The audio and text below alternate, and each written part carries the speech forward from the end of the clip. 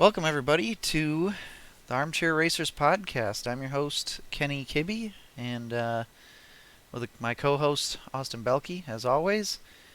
And it's kind of a sort of a special edition this week because the Rolex 24 hour at Daytona is going right now. There's about 5.5 hours left in it. We'll talk about that as we go through the episode. Um, do you want to touch on that first, Austin? What we've come to so far? Yeah, just a quick run through, I guess. Lap one, what an incredible crash with the BMW just driving through the Porsche who didn't go, and that's because the Corvettes ahead of him didn't go either. Later in the race, we saw more of the stars of the show get in from other racing disciplines. Jimmy Johnson started the race for his team. We saw Chase Elliott hop in. It's been pretty cool so far. Any highlights you want to touch on? Yeah, so Chase Elliott and Jimmy Johnson, I believe they're both done driving in the car. And well, one big thing that just happened is the Chase Elliott's car, that 31 wheeling DPI, is apparently stuck in gear and had to pull into the garage, and that just happened as we were going live. So breaking news on the Armchair Racers podcast. But yeah, it's been a really intense battle between the 10 DPI, the 01 DPI. And there's still at least 4 cars on the lead lap. So, I mean, it's anybody's game still. LMP2 class, if anybody wants to know, the 8 cars, 5 seconds ahead at the moment. There's 3 cars on the lead lap still in there.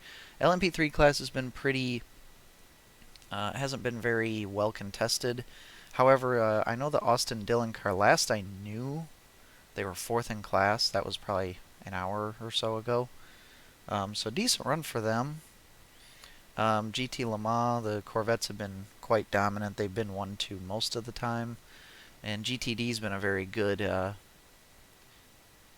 battle as well. I know the 16 Porsche was really competitive, and there was another car too, Mercedes, that was up towards the front as well. But that's always a very tight battle, the GTD battle. Regardless, though, we'll get to some other real racing news. Kyle Larson had his sponsor announced. It's Nations Guard. Um, you'd think it's a real sponsor, and it sort of is. They're getting money, I guess, from somewhere, but it's actually a company owned by a company that Rick Hendrick owns. So while it is a sponsor, and it's nice to see a design on the car, unfortunately, it's not someone outside of sort of the Hendrick businesses. Yeah, it is a pretty cool looking car. But yeah, I hope that I hope that first that Kyle Larson has a good year and you know ends up successful both on and off the track, and then hopefully slowly he can get to the point where they're attracting more sponsors because it's probably been kind of expensive for Rick Hendrick to put Kyle Larson on the current situation he's in, or that he's been in, I should say. So yeah, I hope the best for them. I do like the look of the car, but yeah, it would be nice to see him have some more sponsorship. Um, Moving on, a lot of Xfinity Series news. Real quickly, though, I suppose we can touch on before that the iRacing Pro Invitational Series is going to make its return. We know that NASCAR, when the pandemic hit, they did multiple events with real current and former race car drivers on iRacing and broadcasted them live on Fox. And so that's making its return. There's like a schedule of like what 10 races or something. Um, so that'll be cool. Something fun to do. They're just taking advantage of another platform. And I'm all for it. Hopefully the racing ends up being a little bit better because it was kind of crummy last year. But I'll probably tune in a little bit.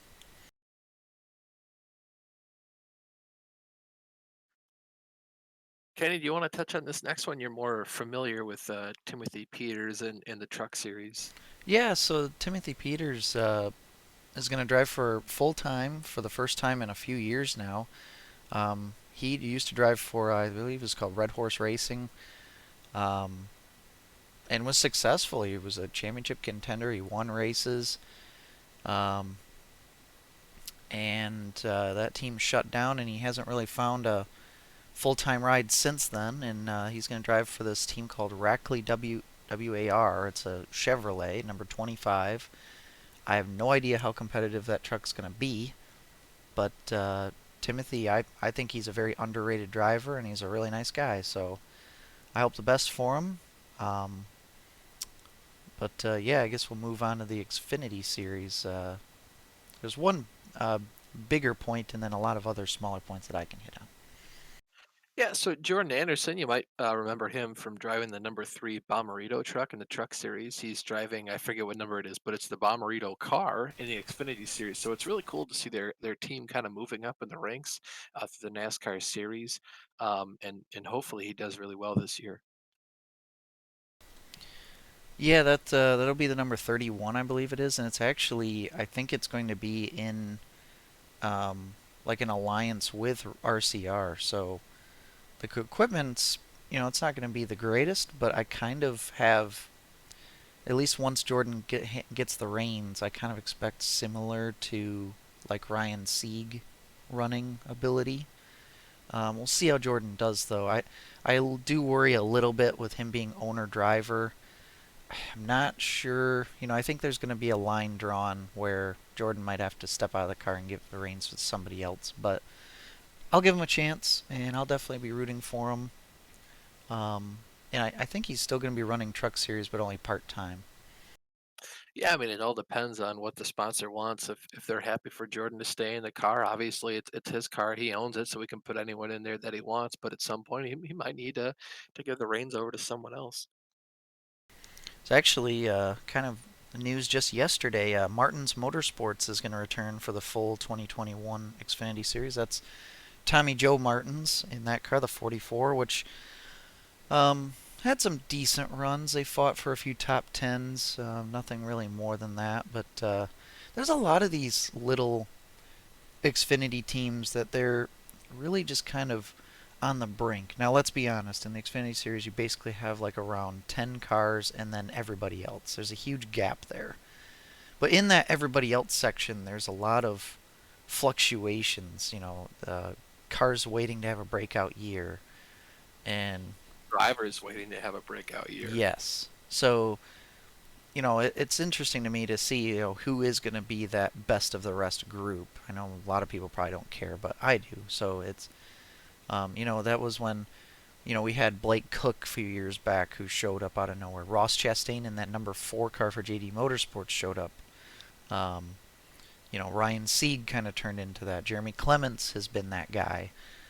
So it's just interesting. It seems to be different every year, and I'm interested to see how that works out. Moving on though to the iRacing news, Kenny, how did your NEP race go in the Grand National car? Yeah, so we didn't have a Grand National race this week, um, but this week we did go to the NEP trucks. We ran Montreal, and you were in that race. Obviously, that was on Friday. A team event, and a lot of drivers missed this week. I don't know, it was because they didn't want to run it or they couldn't run it. Um, but yeah, it was the order was by random draw, so I drew ninth, I believe, but I moved up to like seventh or fifth because of people not showing up and other people going to the back of the field. And you, Austin, drew pole, and the first lap was pretty chaotic. Um, I nearly got wrecked. My teammate actually lost it. He lost the rear tires under a braking zone and spun right behind me. Didn't hit me though, and I kept going. But then there was a wreck up in front of us, and I didn't see it in time, and I ended up hitting the guy in front of me, and then I got hit from behind and spun out, and it made me take my fast repair. Even though the truck didn't feel too bad, I couldn't limp it around. I had to go in the pits and take my repair, so I had to pit twice when everybody else had to pit for once for fuel, because that was on lap one. But fought back. I was way in the back, and ended up fighting back up to a fifth place finish. So I mean, considering the circumstances, I'm pretty happy about it. And you, Austin, you were up in the front the whole race. I was, yeah. I mean, that's kind of just how it went. I was curious as to how many spots I would lose, given the fact. I mean, I'm not great at the road course racing, and in a stock car, I'd say I'm not great in general, especially not in those trucks because they're just so different. So we take the green flag, and Zane really had the lead on the outside. I mean, after turn two, he was way out front by probably a couple tenths of a second, um, just by virtue of I was in the left and he was in the right. So the left-hander, I had the upper hand, but you have that the left-hander is 90 degrees, the right-hander is 180 degrees. So he had a lot better run, and even then, if we were still side by side by some miracle, I couldn't contest it because we had after that the turn three right left chicane. So he had the upper hand, but I really should have gotten a better start on him and jumped it a bit more. But yeah, it was a good race. I had run Zane down a couple times, but I had John Peters on my ass, and as Zane Brent said, he's a robot. He doesn't make mistakes. He made a small mistake once, but never again, and the rest of us just kept making mistakes. Yeah, it just showed how challenging that track and car combo was because even John made a mistake there, and it was you could tell everybody was struggling to get grip. Don't know It was why. just a 90% race. I tried to give more than 90% a couple times. Sometimes, usually I went up to 100 and that was it. Sometimes I went over and spun out. Yeah, I mean after my problems at the beginning, I had no choice but if I was going to gain any positions, I was going to have to push, and so I drove pretty much. I mean, to the limit of the truck that I felt um, the whole race, and at the end I did there's one like kind of right-hander left-hander chicane where you go down a straightaway that's kind of bent towards the right, and then you go under a bridge, and then you hit that right and left-hander. That right-hander, I missed my braking points a few times there. Two times I believe I went a little bit too deep and went through the grass there, but other than that, I never spun out or anything. But it was all I had just to get fifth. I almost got fourth there at the end, but wasn't terribly a bad day for my team. We ended up lowest on the points board, but we didn't really lose that much to the rest of everybody else. As everybody else, it was pretty evenly spread through the field, and I feel bad for your team, Austin, because you guys finished third and fourth, but yet you only had two drivers instead of at least three, which you score three drivers every week. So you guys didn't have a great points day because of that. Yeah, even a starting park would have been better because at that point we would have gotten, I think, like 21 points or something because only 19 cars showed up. So even to just start and park, we would have got 20 points. But it is what it is. I mean, people are busy and life happens. Stuff comes up out of nowhere. So what are you going to do? Yeah. So I'm gonna say hello real quick to Minpins, who's in the chat. Welcome to our podcast. We're just sitting and chatting for a while. Me and Austin, who you may notice as Funky Monkey on Brian's streams. But yeah, Austin. Speaking of road racing, move on to the GT Racing League Saturday morning. Yeah, we were at Coda. You hate to see it. I personally hate Coda. It's a trash racetrack. I don't know why they put so much money into a piece of junk like that, but it is what it is. Lil thought we should go there, so we did. Um, 7 people showed up. I think we had a pretty low turnout because the track is terrible. No GT3 cars, all GTE. Brian Mellendorf got the pole, stormed away to a victory by like probably 10 or 12 seconds. Had a pretty good battle in the beginning between Matt, Jan, Ben, and I, and eventually Jan just like missed one of the quick curve left right bits at the beginning of the track, and he got to slow down, and then he was behind the three of us, and I could kind of keep pace with Matt, but he pulled away because I'm terrible at that track. I just hate it. Um, so Brian won, like I said. Matt got P2, I got P3, and I believe Ben got either P4 or P5.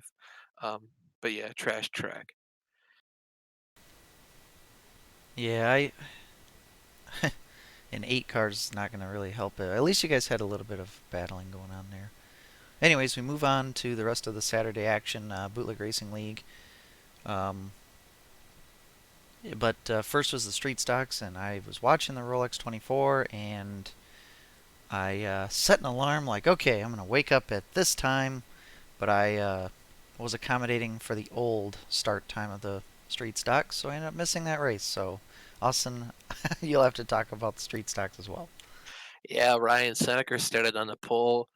Joe went up and challenged him for a bit, and then the race was on from there. I started, I think, pretty far in the maybe sixth because we had a lot of people not show up for that race, so it was interesting. I think I started eighth actually. Race is going pretty good. I had a lot of pace in the street stock at that track, and then I think the first caution came out. Donnie missed a shift on the restart, and James, as you do, plowed into the back of him because it's time to go, and Donnie didn't go like he said. Like I said, missed a shift. Um, I got a meatball from that because I was behind James, and then I nailed James when he spun out trying to stay off of Donnie. And then I got nailed on the outside because um, I had meatball. I went into pit and I was a lap down for the rest of the race, and it was bad. But that'll take us to the SKs, and you were there for this race, Kenny. Tour mods, tour mods. Ah, I they're know. both modifieds. They're way different. But yeah, tour mods. So we're at South Boston this week. I couldn't remember when I transitioned it to you what track we were at, but we're at South Boston. Um, Hard place to pass, but is slightly easier in the tour mods than it is with the SKs. Still really difficult though. We had a good green flag run to start out the race. We had 4 cautions total, and I had to start second half of the pack because of missing last week because of Daytona, and so I was fighting my way through the field, starting at 13th. I had Steven Spees behind me. He started 16th. We were just kind of slowly making our way through the field. But boy, yeah, this progress was so slow at the beginning. I mean, I got behind you. I eventually got around you, and it was so slow to get by people. I'd gotten to around like I don't know 10th ish. And then we got a caution around lap 40 something. And then the second half of the race had quite a few more cautions, 4 total, like I said. And we were gaining spots on the restarts there. And one particular restart, we restarted. Like one run, I got behind JR. He was in third, I was in fourth. Donnie was in second. He led most of the first half of the race. And James, who had taken the lead on the last restart, was in the lead now. So the guy starting in second had a huge advantage on the restarts because of being in the top line. And so I'm behind JR, trying to work on him actually, and then we get a caution. And then on the next restart, I'm up top, Donnie's in front of me up top, and then it's James and JR on the low side. And a few laps into the restart, we're battling side by side. I'm doing all I can to keep JR down low. And I hear you, Austin, you key up the mic and you say there's a wreck on the backstretch. There's a car spun out. Um, but there's no caution coming out. So we're kind of just expecting to just see something and then kind of react to it afterwards, I guess, is probably what our thinking was because we all stayed full bore. We did not slow down one bit. And And to your guys' credit, usually in this league that isn't a problem because the car that wrecks is either going to tow because they're facing the wrong direction, or they'll stay off to one side, likely the bottom or something like that. yeah, it is like I did have a little blip in my mind though of like, oh boy, that's not good because of how narrow South Boston is. So I mean, really, if you're side by side, and if there's one car perpendicular to you in the middle of the track and they're right next to the inside wall, there's still enough room for 2 cars to go by. Not much more than that. So if you start moving across the track, it's big problems.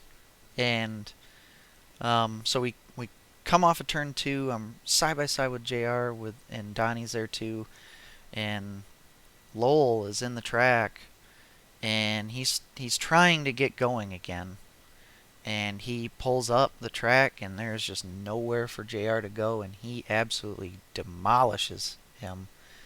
And I was slightly involved in it, kind of pinched me towards the wall. I'm glad I didn't get like run up onto the wall or anything like that, but I got by it, and I think Mark Herzog ended up flipping over from it too, as well as JR, and big wreck in behind, and it was just kind of a mess Took JR out of the running. He ended up finishing 11th, so he's outside of the invert for next week. Mark Herzog as well. He finished 13th from that. So I feel bad for those guys. It was just a bad situation. And then we had another restart, and I fought really hard to get by Donnie for second. Had to pass him on the bottom. Made a little bit of contact, but it was all in clean fun, and we got by him. And but then by that time the race was basically over. I had just a couple laps to try to catch James, and James was pretty darn fast, so um, he ended up getting the victory. I was in second.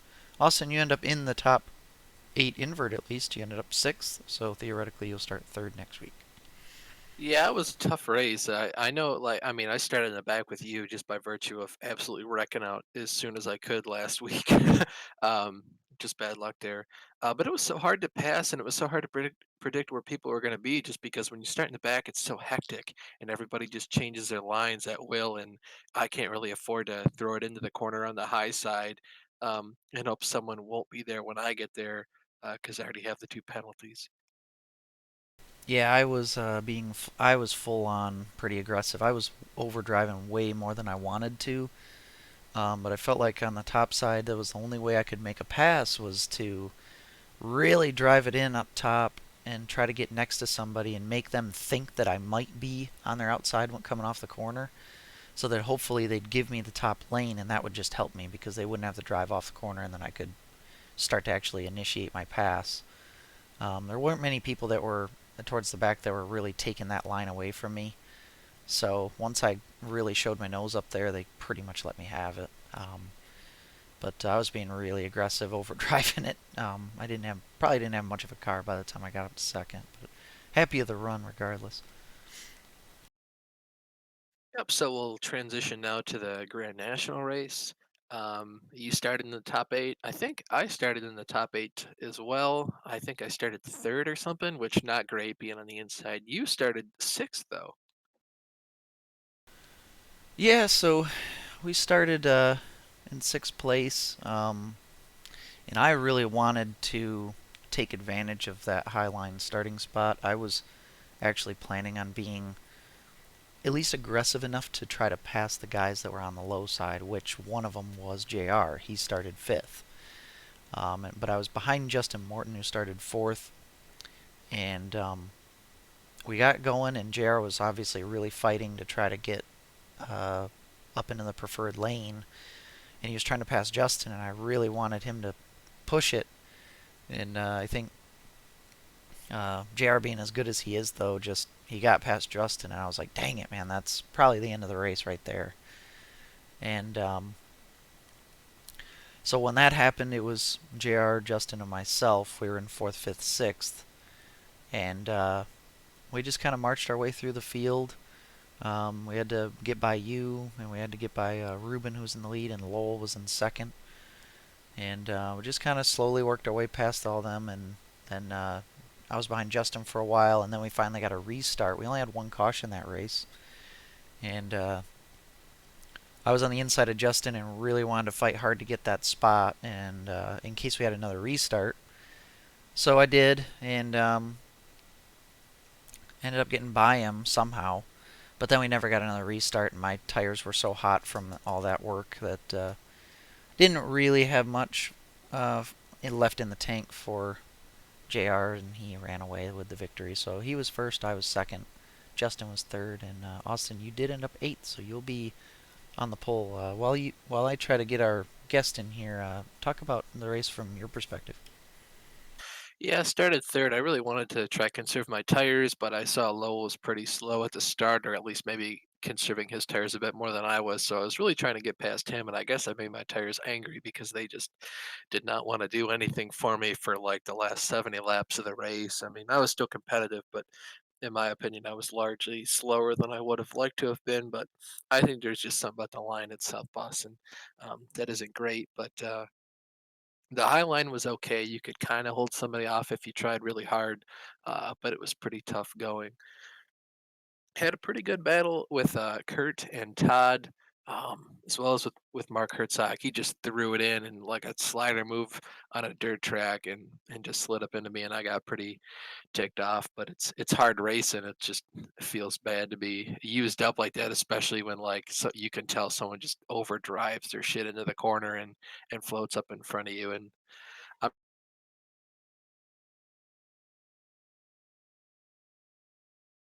Hey, Sorry about that, Todd. Continue. Or I mean, Austin. Continue. So yeah, so finished eighth is fun battle.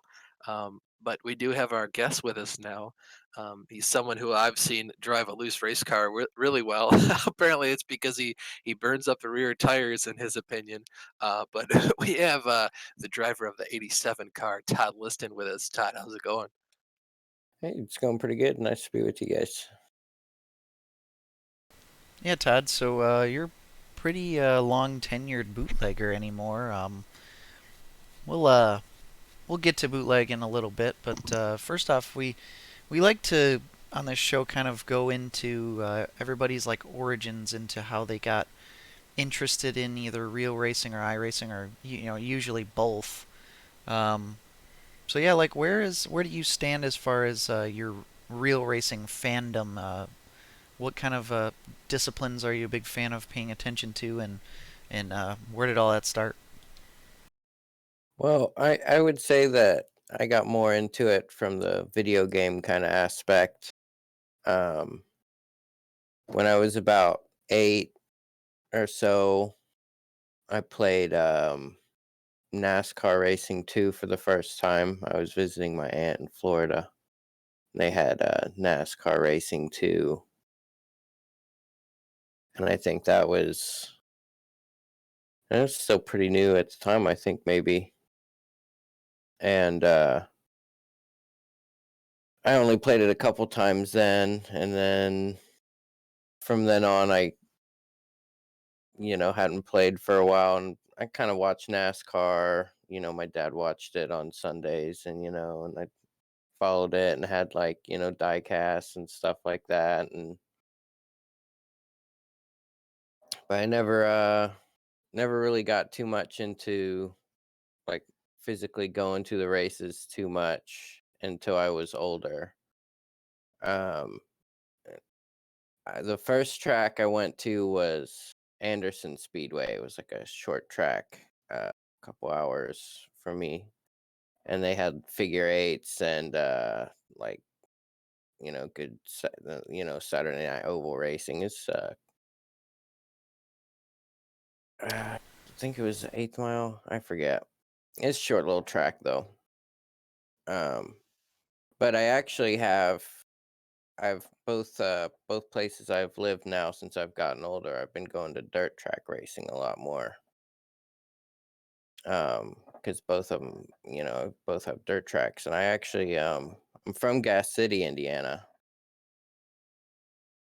and so they have the I-69 Speedway, and I'd say that's probably my favorite dirt track I've been to so far. Um, and I live in Bloomington now, which is a few hours away, and go to Bloomington Speedway a few times. And so I've pretty much followed it all in terms of real life racing. You said you were Um, in NASCAR with your dad. Did you have a favorite driver back in the day? yeah, I always liked Rusty Wallace. Definitely a Rusty Wallace fan. Um, my dad always liked Mark Martin. Oh, you can't not like Mark Martin. Yeah, exactly, right? You can't not like Mark Martin, but that was always, his kind of favorite driver. Oh, that's very cool, though. Definitely two of the most popular guys at that time. So it's always very interesting to hear who people like to watch when they were younger, first getting introduced into the sport. So Yeah, sorry, go ahead. well, I was gonna say, do you still keep up with NASCAR? And if you do, do you have like a new favorite driver you like to watch? Well, it's been off and on for me. Um, kind of in an off spell the last year or so. But I tend to always like to see the deuce do good. I like to see the number two. The Penske two doing pretty good. Um, no matter who's been in it.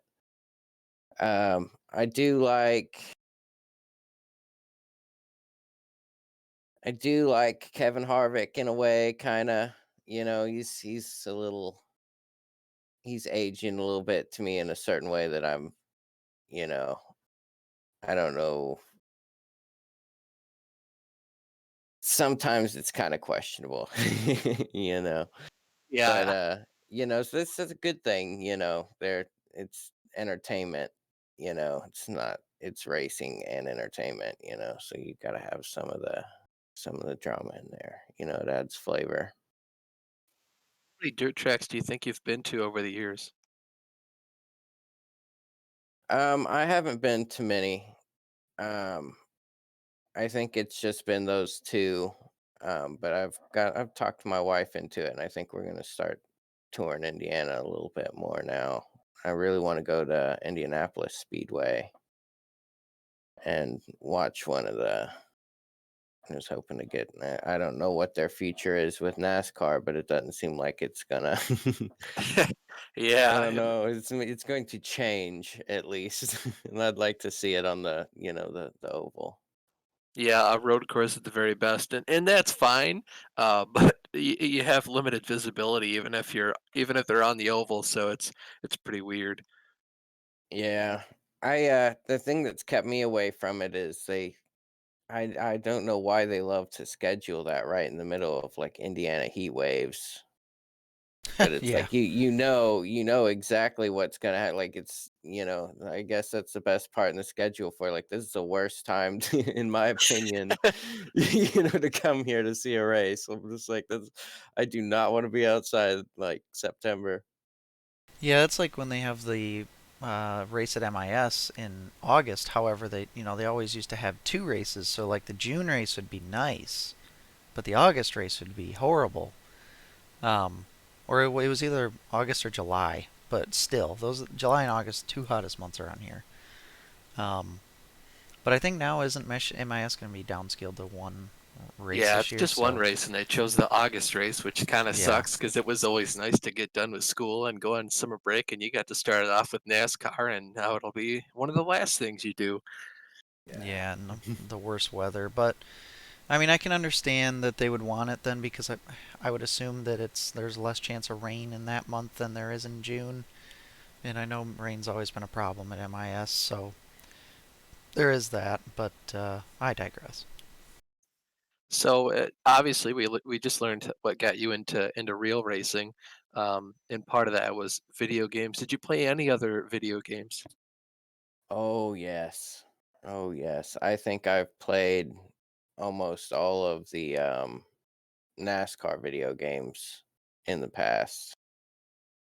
I particularly enjoyed, ones like Dirt to Daytona.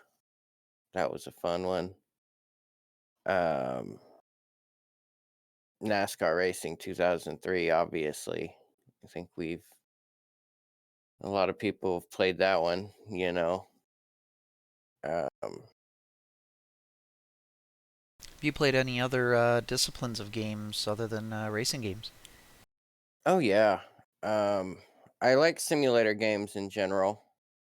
Um, so I've played a lot of like World War II dogfighting simulators, like stuff like that. I'm not too much of a bigger fan once you get into jets. I don't have the reflexes for that, or it tends to just be point and click, kind of. Do you actually But I play with do. a yoke or anything, or Yep, I got about a year ago. I got the Thrustmaster T16,000 or something like that. And I got it with a rudder pedal and throttle. So I've got that, and I play IL2 Sturmovik is my newest one for that, and I've got Elite Dangerous. I kind of play sometimes, kind of like a space exploring kind of. It's real fun, real pretty game. Um, I also play. I play, strategy games a lot, like the grand strategy. So I've played Stellaris is one that I love to play a lot. And then I like some of the more tactical ones too. I've played a whole lot over the years. I've a huge collection of video games. I could go on about that. So you ever get into like civilizations? Yep, I've played I haven't played the newest one, but I've played up to 5. That was a game I've dabbled into. Thought it was decently fun. It was kind of like watered down enough for somebody who's not like a hardcore strategy game guy like me to get into it. So had a decent fun Totally. factor. I got my wife kind of hooked onto the strategy genre with me. I don't think I would have ever got her to play Stellaris with me if I'd never got her like feet wet in Civilization first.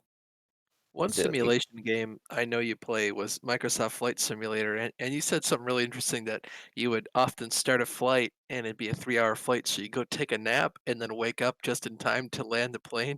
Tell us about that. Oh yeah, I mean that's just I mean I usually have like a futon or something behind me, but we've downsized recently. So I mean I've got I've got the crib behind me now. I just kind of sleep in here. It's kind of normal for me to pop down with a pillow and just kind of I like the hardness of a floor, so it's not really anything for me. And I work overnight, so I'm used to just, short brief naps. I wake up pretty easy. I don't know. And then every once in a while I'll sleep for 12 hours and I'll be good. You know that when Will Power was on the Dale Jr. download, he talked similar to that. Is like he banks sleep is what he calls it, where he can go long periods of time without any real sleep, and then he'll just sleep like a long period like that, and then be good. There's a huge, benefit to a shorter nap too. Anywhere between, ranging between like 20 minutes and 3 hours, They can really help to like kind of refresh you if even throughout the day if you're getting like regular sleep and you like, you can really kind of boost your cognitive abilities with short little naps. Yeah, that's so interesting because one of the people I knew in college, she was a big fan of like power naps, like cat naps. She called it like 20 minutes. She'd go to sleep, and if we're like cramming for a big like calculus exam, and she's like good to go, like 12 more hours of awake time for my 20-minute nap. Like that just seems crazy. Usually, if I take a nap, I wake up feeling worse than I did before I took it. Well, the key to that is tricking your body and not going through like a full sleep cycle and then letting your body think that you're going to get full sleep if you schedule it out like 20 minutes, but I don't think everybody can do that. Like my Yeah, wife cannot do that. Like it just doesn't seem physically capable. So it's kind of a thing that it's and it's got drawbacks too. You're probably doing long-term damage when you skip like that a bit. So, what got you then into iRacing? Well, I would say that iRacing just kind of naturally developed out of my sim racing love, because it started with, like I was saying, NASCAR racing too. And I wouldn't really put the console versions of NASCAR in with like the simulator kind of aspect. They feel very different to me. But NASCAR Racing 2003, once I started getting back into that on PC and then looking into iRacing when it first started coming out, and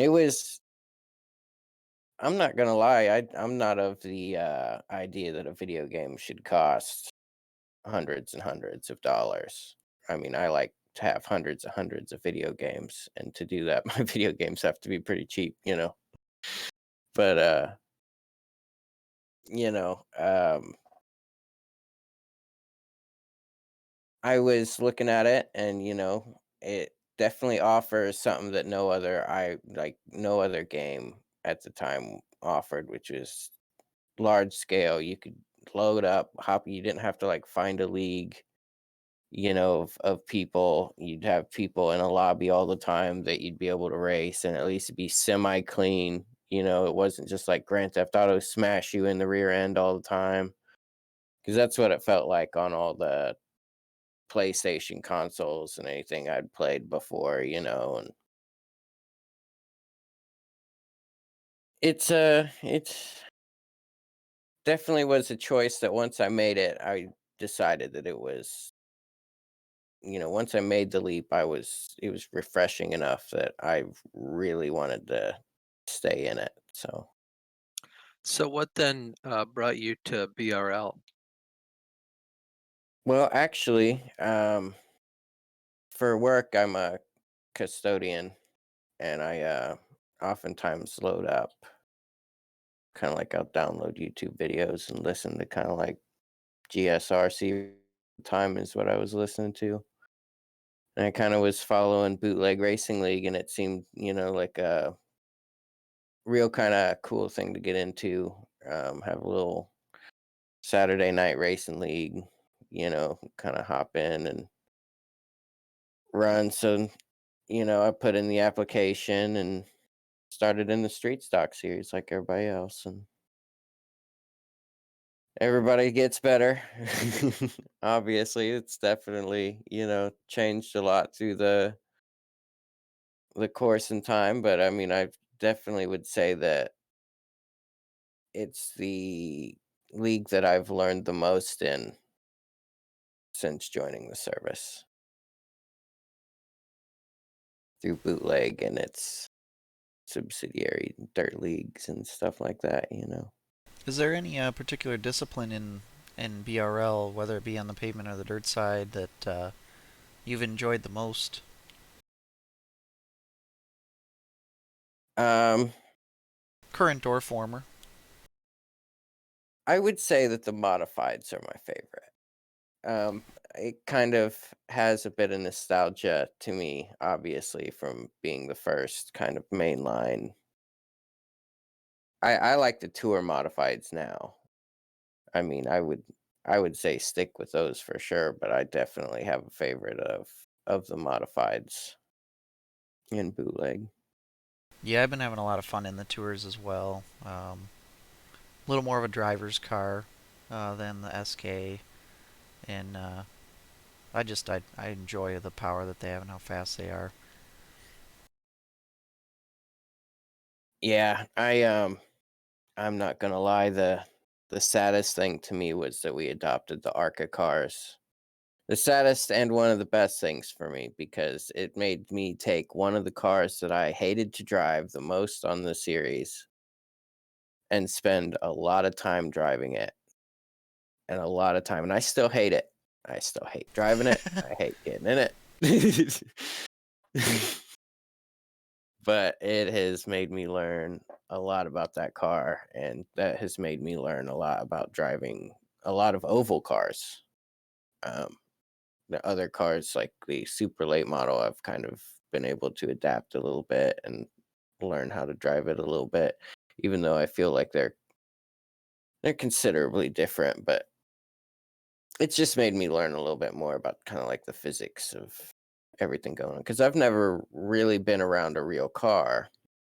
And so I think that's one of the interesting dynamics of iRacing is there's so many people who drive real cars and know the real physics, but it's close enough to a simulation. You've got a blend of people who know like game mechanics and how those usually work. So you've kind of got those two kind of forces. It's real interesting. Yeah, I mean, at least with something like that, you can at least learn stuff like, you know, braking into corners, trail braking, learning how to not scrub your tires, learning how to ease onto the throttle and not spin the tires. All that stuff. The way you do it, the concept is all kind of the same. It's just some cars you can get away with a little more or a little less. of pushing the issue to save that tire life. That's kind of the main. I mean, because there's a finesse to drive these all these NASCAR style cars. Yeah, but I feel like to a degree that there is little subtleties between each one. There's Oh, like for sure. trouble spots, and it's finding those that I seem to have a hard time with, because if I don't find them in practice, I'll find them in the race, right? So Yeah, you can learn a lot by just going back and watching our replays of either practice or the race itself. Now I know. yeah, Go ahead.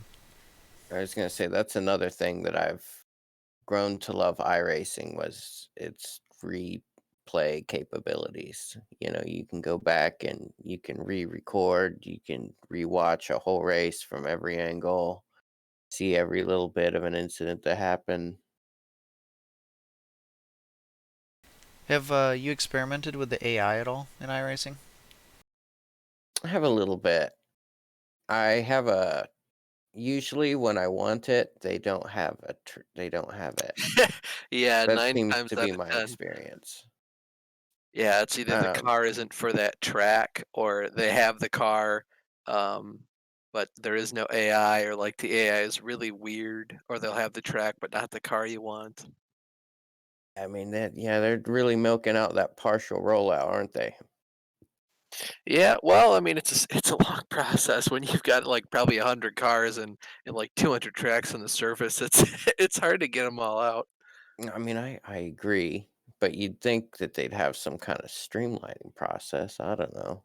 I I would I'm imagine. not saying that, like, I'm unhappy that they did it. I thought that each update that we would see some coming out. I don't think I've seen new tracks or anything come out for like a while. Have you guys?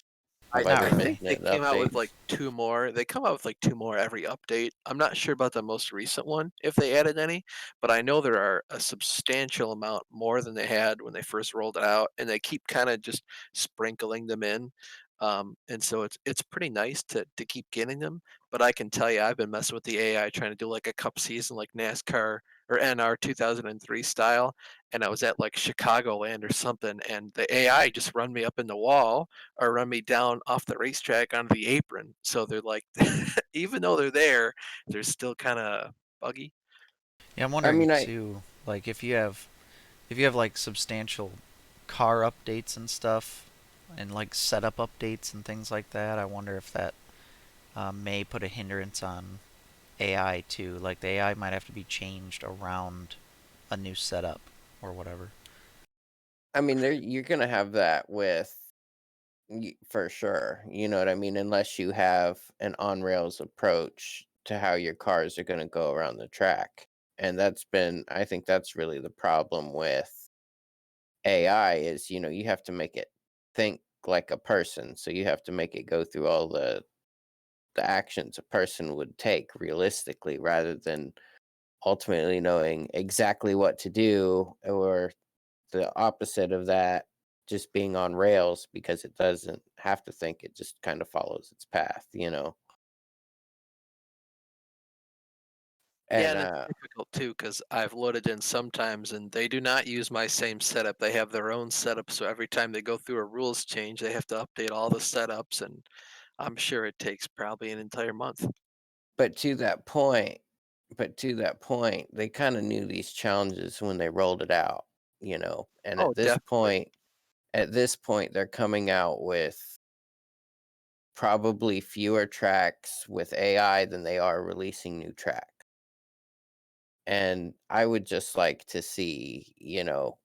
I get that it's going to be buggy. I never expected iRacing AI to be the greatest thing in the world. Just give me something to kind of look at, you know what I mean? Kind of put on the track for kind of traffic, I guess is kind of a thing. I don't, you You know, know what I mean? yeah, Yeah, I understand. I feel like to me in gaming history, most racing AIs have kind of, to me, been in that caliber of this is just traffic. I think I could probably count on one hand the amount of games that I've played where I thought that the AI was like, okay, this is like really legitimately good AI, good competition. Usually in racing games, they're especially like on the start of a race, it's just traffic, you know. Yeah. That's the weird thing too is, Kenny, I remember when you tried to run your 98 or 97 Cup season, and the AI would just, I mean, they blow your doors off on the restarts when they had new tires, and then later in the run, you'd be a lot faster than them. That's the same thing I'm getting with the iRacing AI, but it is just like, man, I suck in the beginning of the race, and I have to drive through on like pins and needles for the first 10 laps, and then I can drive through them all. So it's mostly just traffic, like you're saying. I will say though, the Formula One games of recent have been really good in terms of like it's not just a traffic car you're racing. Now, I this might be because I was younger and didn't have as high as standards as now, but when I was a kid and played my NASCAR 2005 Chase for the Cup game, I thought that the AI was really good on that game. I thought that like NASCAR, like Thunder 2004 and then 2005, I thought those games both had really good AI for their time at least. I'm with you in that kind of time period. I think that they had something there. That was like after that it kind of started to wane. But right there around 2005, like you were saying, they were on to a good setup there. And that because that was EA, wasn't it? Yes. And Was that's EA at like that's the height of their game Yep. making yeah, possibility? I'm reluctant to say that, but there were a couple there. They had that one where you'd make rivals. Oh, I love that. That was '04, I believe. Well, Yeah, I love that. I know in And then '05 you could have like you could you could press a button to either draft and like make them green, or you could press a button to intimidate and make them red. I think that was '04 as well. In '04, you could draft with someone to make them your ally, but if you hit them a lot, they become a rival and they be red. '06 was really good too. The reason I don't say '06 was the best is because they didn't have all the paint schemes. Like when Jeff Gordon only has like one paint scheme, you kind of messed up big time. You know what I mean? But they did have that total team control aspect where you could like swap cars or have someone draft with you, and that was really nice. yeah, I really liked them playing around with some of those features around that time because they really did do some cool things. I'd like to see some of that kind of come back. I mean, some of it's arcadey, obviously, but that's like the pull of a console NASCAR game. You don't want it to be full on simulator. I did It's Well, think I not. think though, like that's one thing that they're trying to reach a lot with like Forza Motorsport and stuff is you can make it be arcadey, but because you're on a racetrack and real race cars, they you can do more simulator stuff like have some steering and the brakes can lock up and they're working on the tires getting hot. yeah, and you can change the settings based on your style too. You can put a bunch of assists on, turn the difficulty down, and you can have an arcadey style racer, or you can take the assists off and jack up the difficulty and really have a decently competitive simulator. I would say, anymore, Forza is probably the best at doing that. Um, but like, you go back and watch old like NASCAR Thunder 2004. I mean, the AI could be hella difficult if you wanted it to be, and you did have to have a kind of a finesse to drive those cars. I think the coolest thing too about Total Team Control was like you could run a race, and if you messed up the difficulty, like, okay, I'm Jeff Gordon, I'm at the front now. Let me go be like Jimmy Johnson and drive him up to second, and then go be Brian Vickers and drive him up here, and Kyle Busch and Terry Labonte, and sort of just more stuff to do once you already got to the front. Because usually, like great, a 60 lap race, it's lap 20, I'm at the lead. Like I can just ride around for 40 laps. It gave you, more playability, I think, with each race. Yeah, definitely. Oh, And like the career mode too in like those games, especially like 2004, like if you made your own team or whatever, It was really difficult. Like they actually gave you a garbage car, and that was like if you had the difficulty up high, it was legitimately hard to finish like in the top 30, which I like. I like that realism.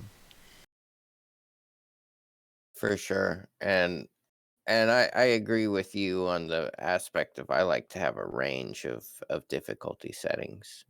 Sometimes I might want to play through it like kind of easy, arcadey, kind of get the feel of it, and then come back full on simulator once I know what I'm doing, and have my plan kind of formulated out or something like that. Yeah, I think those difficulty sliders really come into play for me playing like Dirt Rally or Dirt 4 because that's one simulator. Sometimes I got to tone it down just a little bit because that game really puts me in my place. Yeah, those games you definitely stay on your toes for sure. Todd, one of the other things I wanted to ask you about was the different leagues you've been in on iRacing. I know we did Mike Redding's MSVRL, the 87 throwback cars with you. The three of us were actually all in that league. Um, what are the other leagues you've been in on iRacing? Um, Other leagues I've been in, I've also been in early bird racing league, which I got into right about the same time as bootleg, and that's a league that runs on Saturdays. It's been a while since I've ran it. I've been kind of absent. Um, it's Saturdays like 11 in the morning, I think. I think practice opens up at 9:30, and they got an hour and a half practice, and the race starts at like 11, if I remember right. What I kind of could cars are be. those? They have an alternating type schedule where they would run the cup cars in the kind of like the spring, early part of the year, and then they'd run the trucks in a shorter series towards the end of the year. Um, but I haven't been available as much during that time, so I haven't been running it as much. Another league that I've been in pretty heavily lately is Night Shift Racing League. Um, they've been starting to get kind of big. They're Tuesdays and Wednesdays um, at noon. Are either of those leagues broadcast? Their Cup Series is broadcast with checkers and wreckers. I think they just got sponsorship for this season from Chummy Motorsports, so that's good for them. But yeah, they're broadcast through checkers and wreckers, and it's a pretty fun time. I would say that bootleg is a bit more serious, but they're kind of like a NASCAR league. It's a fun, it's a chill experience. We all have a good time. It's getting pretty big. It's getting pretty diverse with like driving styles and stuff like that. So it's Are kind of both? unfortunate. Oh, go ahead. Well, I was gonna say, are both of those leagues that you've been in are they fixed setup? Yes, both of those are fixed setup. I have been in. I I'm reluctant to join an open setup because I don't really know anything much about it, and I don't have a whole lot of time to work with it. And um, to what I was about to say, that's kind of the sad part is that I'm probably only going to be able to race bootleg, even anything near close to consistent in the immediate future. Um, I tried running the Night Shift Racing League series is starting to spool up, and they're getting ready. They're having their chase this week, but they had a recruitment race last week or I think it was the week before that at Talladega, and I tried putting James down. We just had a son in November, and tried putting him down there and see if he'd hang out a race. He got them all ready before I started, and I got about halfway through a race at Talladega. I was in like third place and had to duck off because he started crying. Oh no. Dang So, kids. so I don't think that's gonna be I don't think I'm Well, gonna be in at the least hunt a for good the thing is, championship this year. yeah, at some point he'll outgrow that and just be able to kind of sit there by himself for a race. Well, I mean, life will go as life goes, is how it is right now. It's not so bad. I got it kind of sucks because I've been number 8 in there for like 2 seasons now. I've been trying and trying to get number 87, and I finally got number 87 this year. Not gonna be able to race the whole season anymore. I'm just like, dang. Well, you could always start in park or something, or just pull off when you need Oh, I intend to, especially in the Cup Series. I'm keeping my number. A I worked hard for true, this thing. a true Joe Nemechek right there. 87, starting park. Now you just need a kid named John Hunter. front row Todd. Come on. Yeah. I didn't even think of that. I guess I'm living the dream right there, huh? I did think of one other thing to ask you. The You paint all your cars, right? For the different leagues you run, bootleg and all that. I do. I paint all of my cars, and then I also paint some on the side for people. Um, So do you use Photoshop or GIMP? I use Photoshop and Illustrator. I've been trying to use painting these cars to kind of learn both of the. I'm not formally trained in either of them or anything, so I've been trying to use it to kind of broaden my experiences and learn each of the softwares. I actually get it for free through my work. Lucky.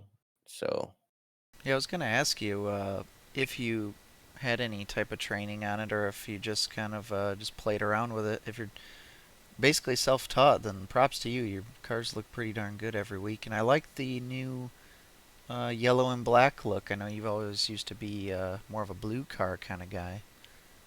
yeah, that's a sponsorship for Indie Autosport.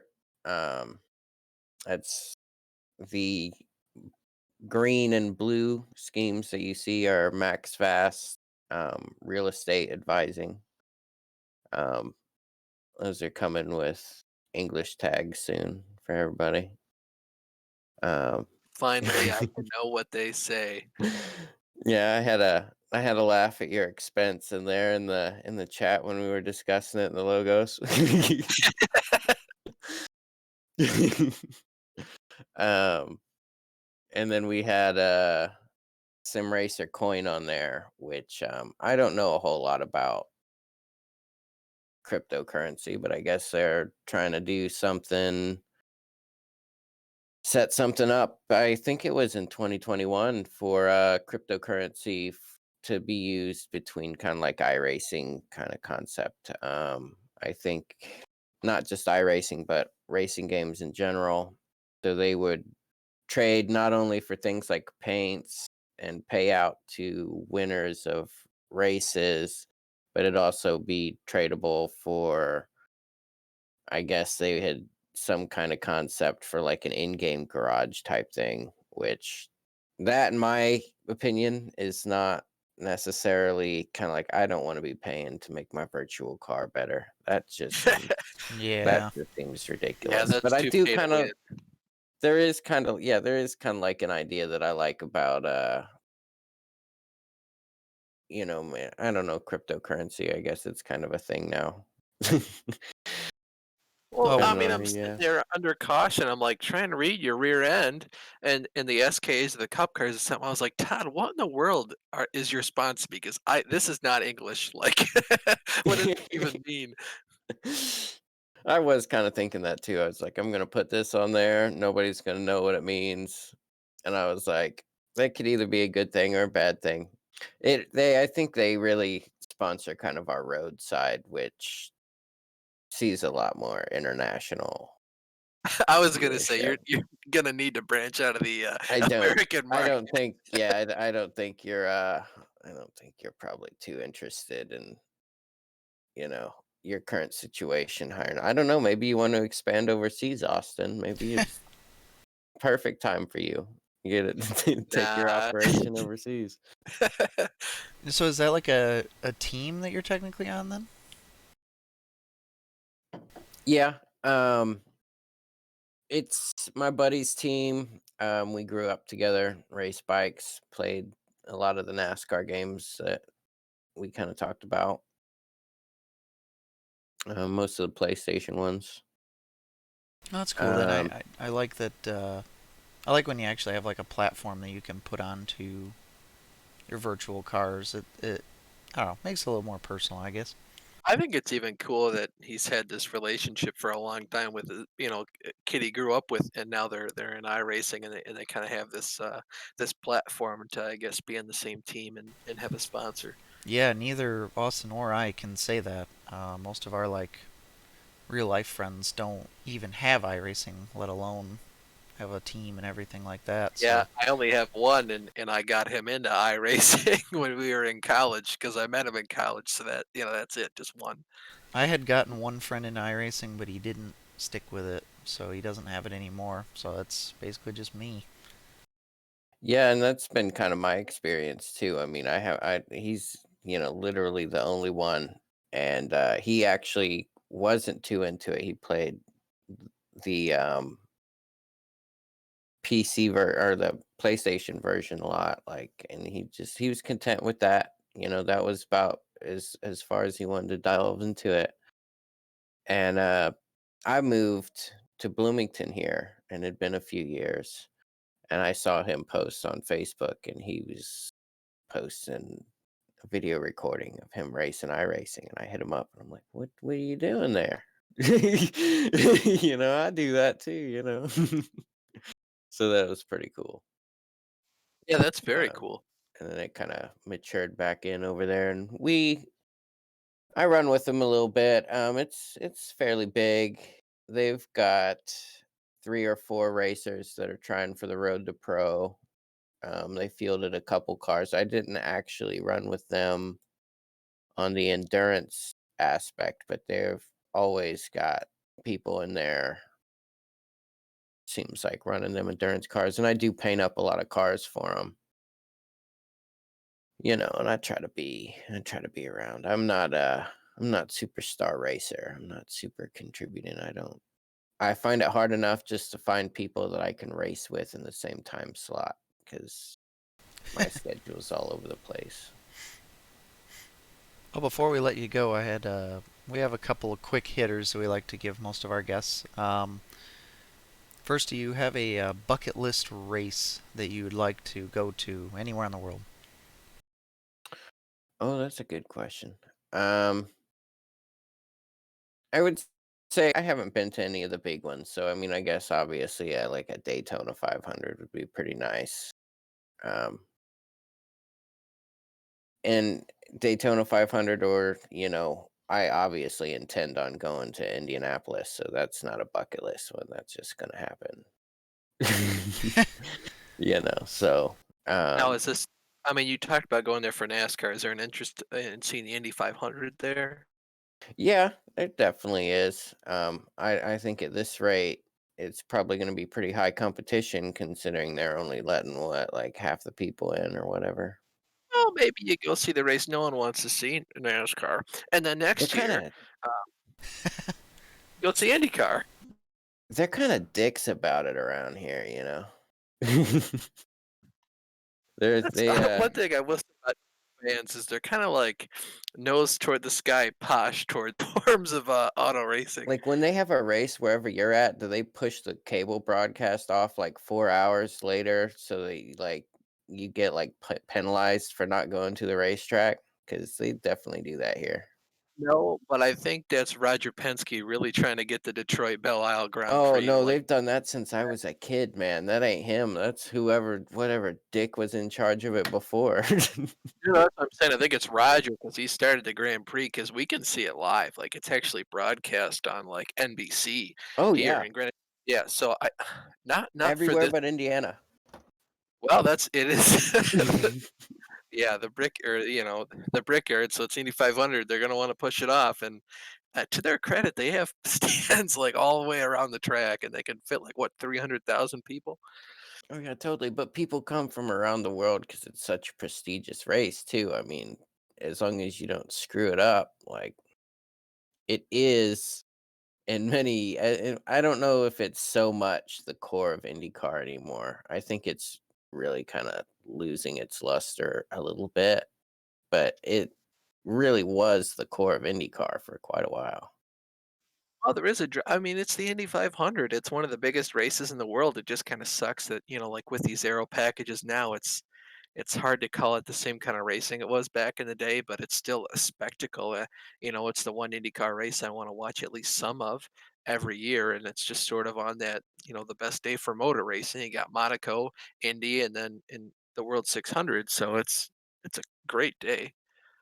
I think you see exactly that problem across all of motorsports. We're seeing that in NASCAR and we're seeing that in Formula One. And it's like the cars are just so you can only there's still a human being inside, you can only move the car in one direction so quick. I you know. I think part of the problem too is they're all aero dependent, and that's good because it makes them look cool and it makes them drive better. Because downforce, but the problem is all the downforce comes from over top of the car. The only place that isn't a problem is like sports car racing, like IMSA, and Well, and I even then, mean, Even then, yeah. correct me if I'm wrong, but the only way to make them not aero dependent is to give them more power so that they're like, they have the option to kind of work around that, right? But if you give them more power, then obviously you're pushing that danger limit, that they don't want cars to go any faster. Well, I well, mean, you so could. I guess hard to get into the physics of it all, but underneath aero, the ground aero effects like we saw get outlawed in the 80s in Formula One. I think that's really the future of racing. We need to harness that ability for the downforce to come from underneath the car, but let's not lose the stuff above the car like the spoiler or the wing and the splitter. I think I a mean, problem like technology is kind of almost made things more difficult. They're trying to obviously push the limit and make cars technologically advanced, handle as good as they possibly can, and that kind of thing. And I think it's some of it's been a little bit of a hindrance on the racing itself. I think at times when older cars that guys had to really struggle with may have produced some better racing. Not to say that the more modern cars don't produce good racing, but I think that it's really come to a point where when you're watching racing, you want to see somebody going as fast and hard as possible, and you're getting to a point now where we've made it so readily available to go fast and hard that it's not safe to go faster and harder in many instances, so short tracks and stuff like that, they still kind of have their luster a little bit because you never really see that limit, but I feel like when you go to watch something like Daytona, it feels a bit neutered, and for good reason. I mean, I don't want to sit there and think that 20 cars are sitting there in their metal coffins, obviously, like 20 drivers are in their metal coffins, but like there was always that push in the early times of racing, that there was that danger and that they were pushing the literal limit, of what we could technologically do. Whereas, like you said, now we focus on how much can we maneuver, how much can we turn, but we've completely, we don't add the aspect of necessarily how much power we can put down anymore. That's less of something that they seem to be working on with a lot of these cars, you know. Even the aero dependency of the cars is they kind of need to be by themselves to drive optimally, and that's not a bad thing. It just becomes a very very bad thing whenever they're around other cars, and it's kind of hard to hold on to your stuff. Todd, do you have a favorite iRacing track and or car through the whole service, road or oval? Oh, I wouldn't necessarily say that I have a favorite. Um, I'm a NASCAR guy, so I would say that my favorite car to race right now would probably be still the '87 throwbacks. I just love the classic cars. Um, I really like the way that they kind of feel. I was in a league right after bootleg, WOSCRL, um, but they kind of moved their time slot forward, and it just got harder and harder for me to make that race. So I'm not really racing that one too much anymore. But I really liked racing in those cars. Do you have a favorite And then NASCAR track then in iRacing? I would say the shorter tracks have served me pretty well. Um, Burnsville and Richmond and stuff. no, actually, neither of those. But I don't know, Martinsville. I hate Martinsville, but it seems to not always hate me so much. Um, I really, I really kind of like Iowa to a degree. I wouldn't necessarily say that's my favorite, but it's hard to pick down an oval. Um, because they've all got likes and dislikes, you know. It's all what day I wake up. If How do I feel that day? you could run in one race, anywhere in the world, any discipline, and you were in a competitive car, what race would it be? Well, I think being a NASCAR guy, I mean, obviously the Daytona 500. I mean, for one, I feel like, at least doing iRacing enough, I'm probably the best suited for that than I am an actual technical track where I'd have to meet the car, 100% of the time. But then again, I don't know. I've never been in a car, so I wouldn't know. I would One thing I would say is I would like to, at some point try to I am kind of getting into dirt track racing a little bit, and that is something that might like kind of interest me is, trying to look into that kind of stuff. Well, Todd, Great. it's you got anything, Austin? No, I was just going to say, very cool having you on, Todd.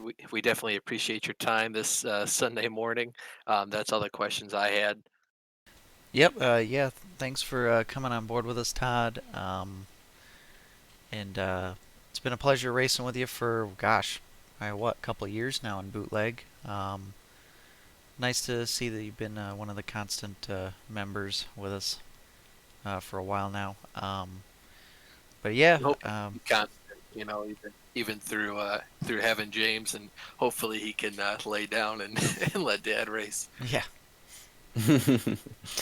I'm sure it'll all work out. I'll get like you said, I'll get the starting park in there. But luckily, my wife, she's pretty on deck to keep me posted for bootleg on Saturday nights. So we've got at least that. That's going to be fairly steady.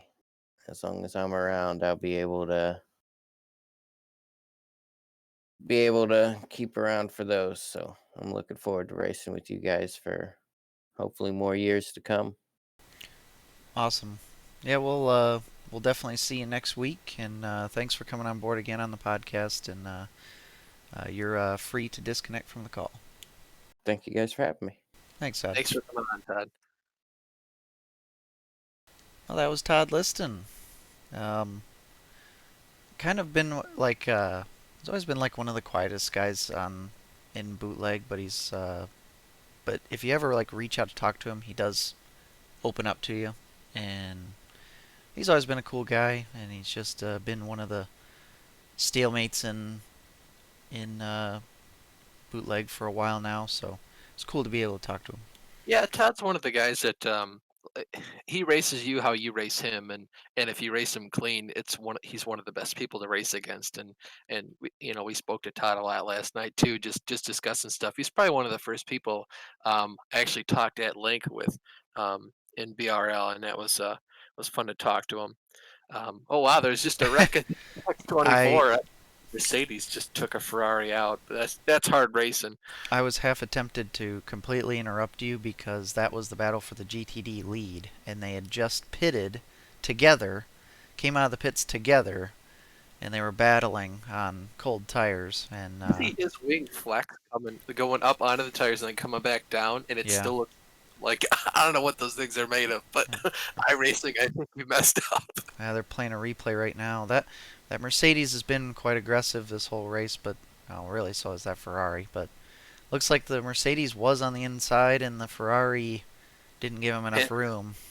he had to move left, and he just got in the grass. We'll see the onboard here, and oh yeah, I think the Ferrari tapped him, and that's just hard racing. I blame the Ferrari on that one, but I'm sure IMSA will find a way to screw that up. Anyways, we'll move on real quick to our video game talk. I got into the Mafia 1 remake recently. Um, it's I've had it for a little while now, but never really haven't gotten into it yet, and finally started it. Played through the first few chapters, and it's all right. I mean, it looks pretty good. Like it was a very well made remaster. It does, like in its audio and some of the physics and stuff. It does kind of show its age a little bit, um, but it's still a really fun game. So I'm enjoying it. Looking forward to the rest of the story. And so yeah, you been playing any video games lately? To be honest, I mean, playing some Grand Theft Auto 5 with the boys from college. Played a little bit of Forza Horizon 4 because they had the '90s Camaro. So I wanted to get that just to get it, I guess. It's pretty much the only thing that gets me to open up that game anymore. Yeah, not that it's a bad game, just kind of run out of content basically. I mean, and I know you're in the same boat as you did all the races, and you've done at least I did all the Lego World stuff. I did the Storm Island or whatever they call it now, and I just, there's there's not much to get me to go back in the game. Yeah, I'm really looking forward to another Forza game whenever that comes out. I'm just looking forward to motorsport. If they have a Horizon, I'll get it, but they should have had a motorsport game last year, but then they messed up 7 so bad. They're still dicking around with 8, and I think they only have one turn of Laguna Seca and 3 cars, but only one that races. We'll see what happens. Yeah, looks like problems for a Porsche. I don't know which one that was, but just pulled off the track with some mechanical or something issues. Business is really picking up. Some attrition Yeah, here. mechanical issues. The 31 car driven by Chase Elliott, the wheel and engineering Cadillac, went behind the wall when we first started. I forget if we mentioned that, but that is, I believe, still behind the wall. It was stuck in third gear. Yep, yeah, that's a shame. But then it's got a good battle for first place in the DPI class right now with the 10 and the 48. And then that Yeah, Ferrari's made it to the pits, so now they're seeing if they can salvage something. And now it looks like it's brought the 75 car into the. So the 75 and the 57 are really close to each other now in that battle. yeah. Magnussen was up fighting with the 10 car of Rossi. It's Felipe Albuquerque now, but Magnussen, I guess, shot himself in the foot because he didn't pay attention to a red light on pit road exit, so he had to go serve a drive-through penalty. So unfortunate for them, but I'm sure we'll have a caution here because they'll mess something up and hopefully they can fight for the win. Yeah, and a caution obviously can bring everybody back together as well. Um, we did have rants and reviews, Daytona 24-hour race reviews. That Was that just talking about the current race? I can't remember if we talked about our race Yeah, last week. it was mostly no, because we already covered the race last week, sort of. So it was mostly going to be about this race. But of course, when we opened, we pretty much reviewed up to this point stuff we found interesting, and we kept it light because we're trying to get to the guest early. But I think we've covered it enough, and we can always talk about it more next week because we still have 5 hours left, and usually that's when the most controversial things happen. My mind always goes back to 2017 when the 5 and the 10 were fighting, and the 10 kind of got, uh, you know, um, pinched by the 5 car and spun him out, and obviously went on to win the race. Yeah, I do remember that. I really thought that Jeff Gordon was going to get or that the 10 car was going to get a penalty there. Um, Yeah, I figured so too, and I was really worried.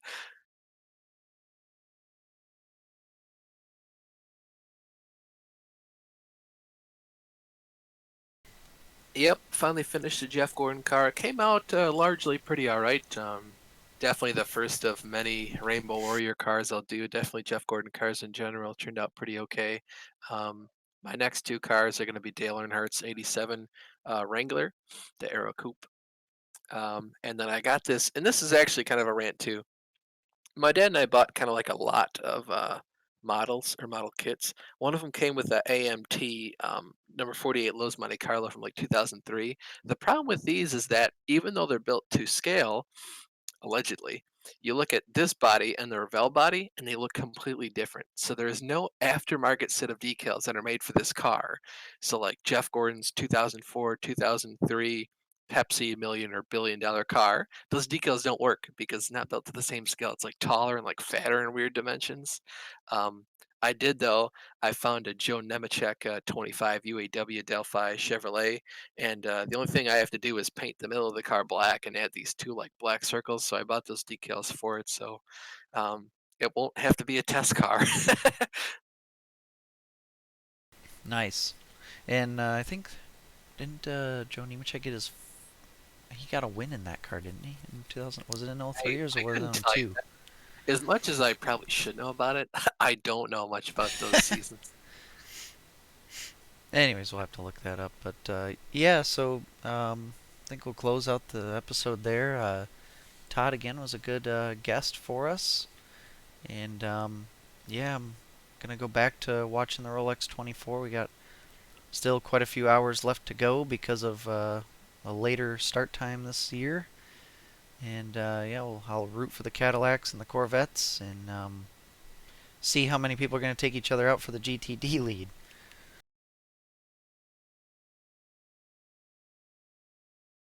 Any lasting final thoughts from you, Austin? No, I think that's it. All right, well, we'll try to be back here next week. NASCAR season's going to be starting here in a couple weeks, so that's exciting. And I got some special event racing coming, I believe, this next coming week. I'll be trying to enter in the Podium Esports Podium 500, which is their Daytona 500. So I believe that's next week. So we'll start thinking about that. And yeah, we'll be back tomorrow. We'll be live here for NEP Grand National Series. So that'll be our next stream. But everybody, thanks for coming in. I know Kurt Smith was in the chat, and Matt came in with his Woo NASCAR at one time. So thanks for hanging out, guys, and Minpins for hanging out in the stream as well. And yeah, we'll talk to everybody later. Goodbye and Godspeed.